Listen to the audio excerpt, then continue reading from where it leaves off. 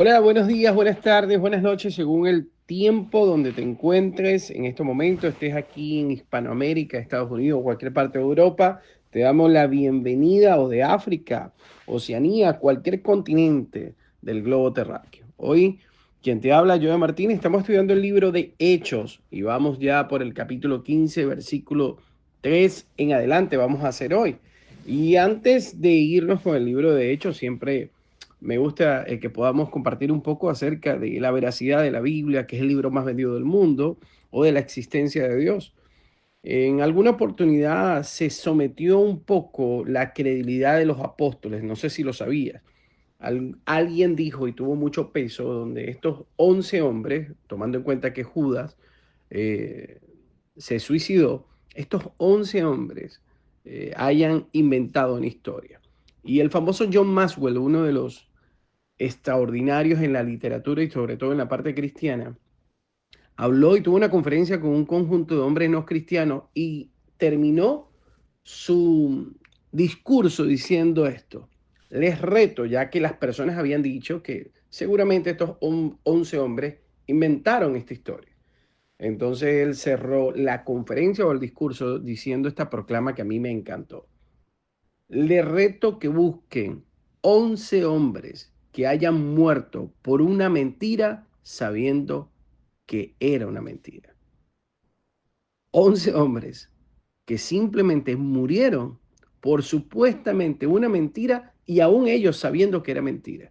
No existe ni existirá 11 hombres que hayan muerto por una misma causa creyendo que esa causa simplemente no tenía peso o no tenía una veracidad genuina. Es imposible.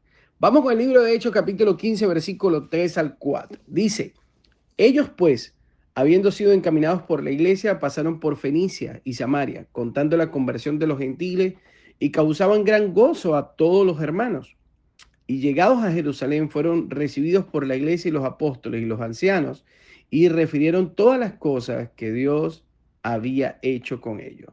Recuerda que estamos aquí en la parte donde Pablo y Bernabé están dando simplemente un informe y contando lo que ahora está sucediendo. Porque recuérdate que antes solamente los judíos se les era predicado el evangelio y eran convertidos, pero ahora están viendo que los gentiles, gente no judía, gente como tú y como yo, que no practicaban la ley de mosaica o la ley de Moisés, y aún así estaban teniendo su fe en Jesús y estaban siendo salvados por el Espíritu Santo, donde se estaba manifestando, así como Cornelio en el caso de Pedro, y ahora Bernabé y Pablo están viendo muchas más personas no judías que se están convirtiendo a Cristo. Dice el versículo 5, pero algunos de la secta de los fariseos que habían creído se levantaron diciendo, es necesario circuncidarlos y mandarles que guarden la ley de Moisés. Y aquí es donde vienen estos conflictos de la religión.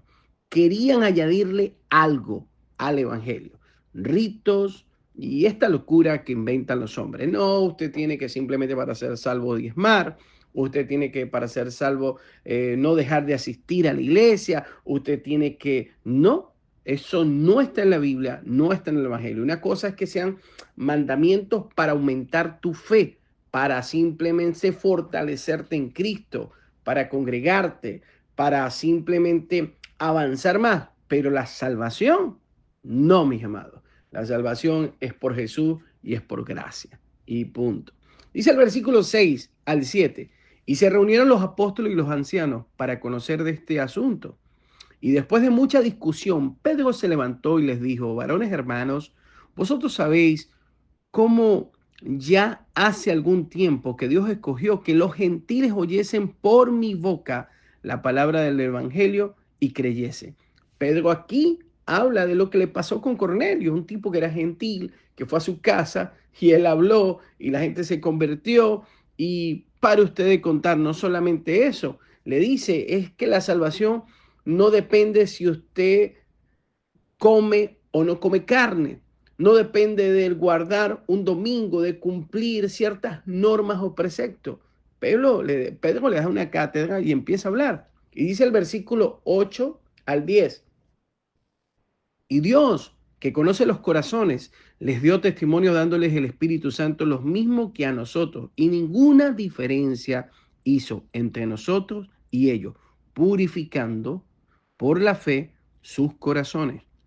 Ahora pues, ¿por qué tentáis a Dios poniendo sobre la cerviz de los discípulos un yugo que ni nuestros padres ni nosotros hemos podido llevar? Me encanta Pedro cómo los abofetea. Pedro dijo que ni ellos ni sus padres guardaban la ley de Moisés. O sea, esta gente, los judíos, querían que los gentiles se circuncidaran y que obedecieran la ley de Moisés. Y el mismo Pedro está diciendo, pero es que ni nosotros lo hacemos. Una locura. Dice el versículo 11, antes creemos que por la gracia del Señor Jesús seremos salvos de igual modo que ellos. Esto lo dice el versículo 11. Pedro lo está diciendo todo. Y va un poquito más. Dice el versículo 12 al 13 del capítulo 15. Entonces toda la multitud cayó y oyeron a Bernabé y a Pablo que contaban cuán grandes señales y maravillas habían hecho Dios por medio de ellos entre los gentiles. Y no solamente él con Pedro, Bernabé y Pablo vuelven a hablar de lo que está sucediendo. Y dice el versículo 13, y cuando ellos callaron, Jacobo respondió diciendo, varones hermanos, oídme. Y aquí es importante. Yo recuerdo el pastor que yo tenía, que fue el único que me llegó a pastorear, de los cuales yo no era cristiano y asistí en la iglesia de él. Repito, acepté a Jesús como cualquiera y creemos que los que aceptamos a Jesús somos salvos por su gracia, por él. Pero después buscamos una iglesia para fortalecer nuestra fe, para crecer, para profundizar en la Sagrada Escritura, entre otras cosas. Y recuerdo que el pastor dijo en una de sus clases, él decía, la gente piensa que desde el punto de vista católico el primer papa fue Pedro, pero desde ese punto de vista están equivocados. Fue Jacobo. Y recuerdo que él hablaba de este pasaje, donde Jacobo, este Jacobo que está aquí hablando, es el conocido como Santiago. Jacobo, el hermano de sangre de Jesús, que luego va a ser conocido como Santiago, y es el que escribe el libro de Santiago. Jacobo se cree que Santiago es el hermano de Jesús, quien escribió también, como les dije, el libro de Santiago y el líder de la iglesia de Jerusalén. Ahí es donde este pastor me decía o nos decía, este fue el líder de la iglesia de Jerusalén y no fue Pedro. Desde ese punto de vista, según la perspectiva católica, este tuvo que haber sido el primer papa. Pero eso es algo que no nos enredemos con eso. Puntos de vista de católicos, referencia de eruditos y grandes hombres que han estudiado la palabra del Señor, y me pareció bueno que supiera ese dato. Dice el versículo 14, Simón ha contado cómo Dios visitó por primera vez a los gentiles para tomar de ellos el pueblo por su nombre. Aquí le está dejando claro, esto no es solo para los judíos, sino para todo el mundo. Y dice el versículo 15 al 16, y con esto concuerdan las palabras de los profetas, como está escrito, después de esto volveré y reedificaré el tabernáculo de David que está caído y repararé sus ruinas y volveré a levantar. Después de esto, dice Jacobo, después de esto, ¿qué? Jacobo aquí está citando al profeta nada más y nada menos, el profeta Amós, que está en el capítulo 9, versículo 11 al 12, que dice en aquel día. ¿En cuál día? En este día que está pasando, en este suceso del libro de Hechos. Quiere decir, después de esto, está hablando nada más y nada menos del arrebatamiento de la iglesia, que es lo que va a acontecer luego de todas estas cosas. Y terminamos, por razones de tiempo, con el versículo 17 al 18, que dice, para que el resto de los hombres busque al Señor y todos los gentiles sobre los cuales es invocado mi nombre. Dice el Señor, que hace conocer todo esto desde tiempos antiguos.